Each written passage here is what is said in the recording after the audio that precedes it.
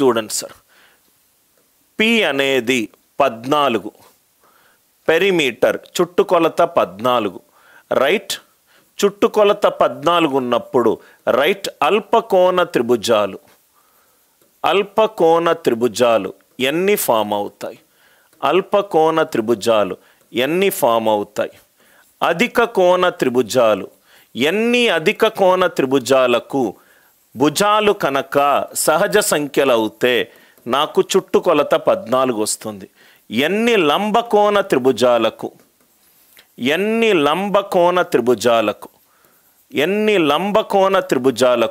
చుట్టుకొలత 14 వస్తుంది?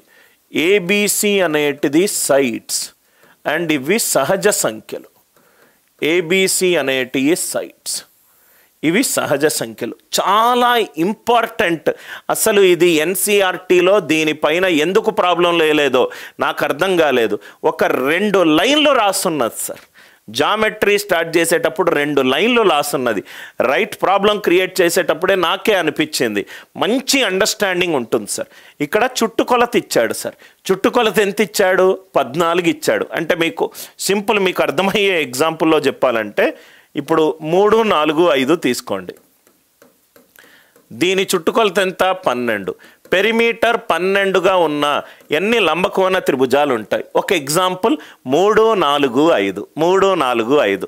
సో ఈ 3, 4 జనరల్గా మనకు టెక్స్ట్ బుక్లో ఇది ఇస్తాడు, చుట్టుకొలత కనుక్కోవాలి.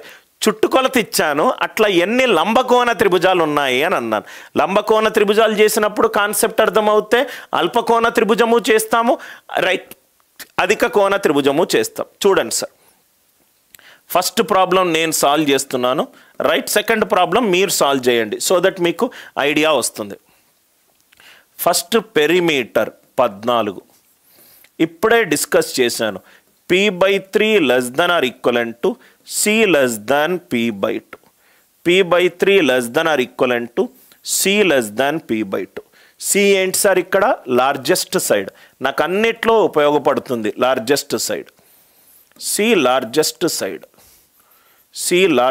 సైడ్ అంటే ఇక్కడ 14/3 ≤ c (14/2). 14/3 ఎంత? 3 × 4 = 12, 20. 3.66 ≤ C, 4.66 ≤ C 7. 4.66 ≤ C 7 అంటే C ఏ వాల్యూలు తీసుకోవచ్చు? C 5 తీసుకోవచ్చు, లేకపోతే C 6 తీసుకోవచ్చు. ఈ పాయింట్ అందరికీ అర్థమైందా? ఏబిసి సహజ సంఖ్యలు అన్నాడు కదా సార్. చుట్టుకొలత 14 అయినప్పుడు p/3 ≤ c p/2. ఇప్పుడే మనం ఈ కాన్సెప్ట్ చేసాం.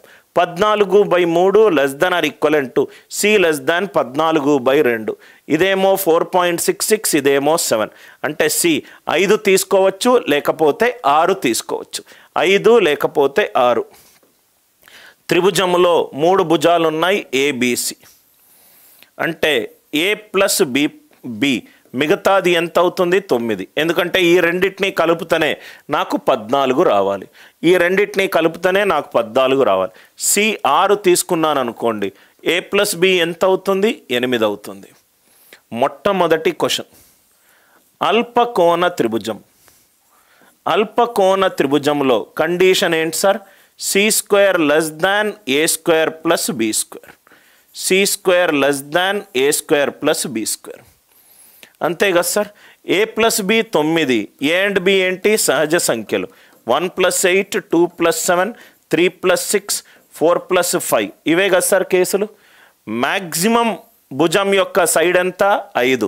దీంట్లో 5 కంటే తక్కువ ఈక్వల్ ఉండాలి. ఎక్కువ ఉంటే B లార్జెస్ట్ సైడ్ అవుతుంది. C నేను లార్జెస్ట్ సైడ్ అన్నాను. 1 + 8 పోయింది, 2 + 7 పోయింది, 3 + 6 నాకు మ్యాక్సిమం 5 ఉండాలి. కాబట్టి ఇది కూడా పోయింది. అంటే C² 5² < 4² + 5². 25 < 25 + 16 41. 25 < 41 డెఫినెట్గా ఎస్. అంటే ఒక అల్పకోణ త్రిభుజం ఏంటి? 5, 5, 4. ఒకటి అల్పకోణ త్రిభుజం ఏంటి 5 5 4. చాలా జాగ్రత్తగా చూడండి సార్, మీకు కాన్సెప్ట్ అర్థమవుతూనే మీకు ఈ ప్రాబ్లం సాల్వ్ చేస్తారు. రైట్, డైరెక్ట్గా ఫార్ములాలు చెప్పే టీచర్ని కాదు నేను. చాలా జాగ్రత్తగా ఆలోచించండి. సి ఈక్వలెంట్ టు 6 అంటే a plus b equivalent to 8. C square less than A square plus B square.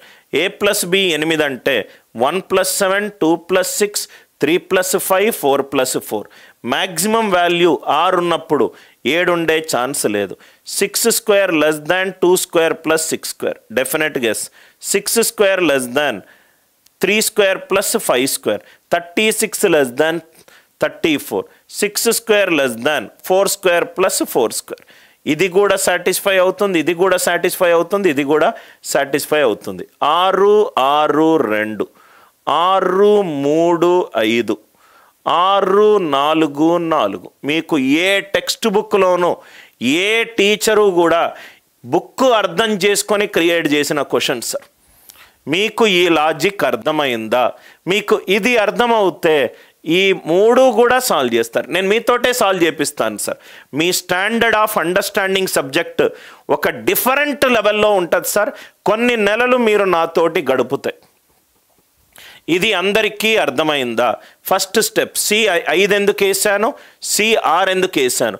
C 5 వేసిన తర్వాత ఏ ప్లస్ బి ఎంత సార్? మొత్తము ఏ ప్లస్ బి ప్లస్ సి ఏమో 14, ఏ ప్లస్ బి ప్లస్ సి ఏమో 14. సి 5 అవుతే ఏ ప్లస్ బి ఎంత అవుతుంది? 9 అవుతుంది. 5 + 9 కదా సార్ 14. 5 సి ఏమో లార్జెస్ట్ సైడ్ అంటే 1 + 8 కావచ్చు, 2 + 7 కావచ్చు, 3 + 6 కావచ్చు, 4 + 5. సి ఏమో మ్యాక్సిమం సైడ్, సి ఏమో మ్యాక్సిమం సైడ్. ఇది 36 లెస్ దాన్ 34. ఇది కాదు కాబట్టి తీసేయండి. క్యాల్కులేషన్ మిస్టేక్స్ మీరు చూసుకోండి సార్, క్యాల్కులేషన్ మిస్టేక్స్ మీరు చూసుకోండి. ఇది అర్థమైందా? ఇక్కడ మ్యాక్సిమం 5 ఉంది కాబట్టి ఒక సైడ్కి 8 ఇచ్చే ఛాన్స్ లేదు, 7 ఇచ్చే ఛాన్స్ లేదు, 6 ఇచ్చే ఛాన్స్ లేదు. 4 5 ఇస్తున్నాను. 5 స్క్వేర్ లెస్ దాన్ 4 square plus 5 square. 25 less than 41. Definite guess. 5 5 4 అంటే ఇది అల్పకోణ త్రిభుజము. దాని చుట్టుకొలత ఎంత? 14. Right. C equivalent to 6, A plus B 8. C largest side కాబట్టి 6 కాబట్టి 6 కంటే తక్కువ ఉండొద్దు. ఇది 2 + 6 పెట్టుకొని చూడండి, ఇది కూడా సాటిస్ఫై అవుతుంది. ఇది కాట్లేదు, ఇది అవుతుంది. 4 + 4 అంటే ఈ ప్రాబ్లము వింటే మీకు అర్థమయ్యేది ఏంటంటే సారు చాలా ఏంటంటే ఫండమెంటల్స్ నుంచే ప్రాబ్లమ్స్ సాల్వ్ చేస్తున్నాడు. Are you all with me? Monika A plus B 8 ఎలా వచ్చింది? ఈ రెండింటిని కూడితే 14 కదమ్మా, ఈ రెండింటిని కూడితే 14. ఎస్ మమత 635 సాటిస్ఫై కాదు, 635 సాటిస్ఫై కాదు. దయచేసి అందరూ రిప్లై చేయండి సార్. అర్థమవుతే మనము ఇదే ఇంకో క్వశ్చన్లో కూడా చేసాం. ఏం చేసాం sir? C square less than A square plus B square. ABC భుజాలు ఇచ్చినప్పుడు సి లార్జెస్ట్ సైడ్ కాకుండా భుజాలు ఇచ్చినప్పుడు అది అల్పకోణ త్రిభుజమో కాదో చేశాము. ఇక్కడ భుజాలు ఇవ్వలేదు, ఏమిచ్చాడు? చుట్టుకొలత ఇచ్చాడు. అందరికీ క్లియర్ అవుతే ఎస్ అని చెప్పి రిప్లై చేయండి సార్.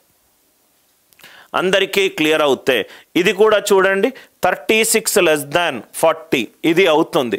6 2 3 ఏమీ కన్ఫ్యూజన్ లేదు.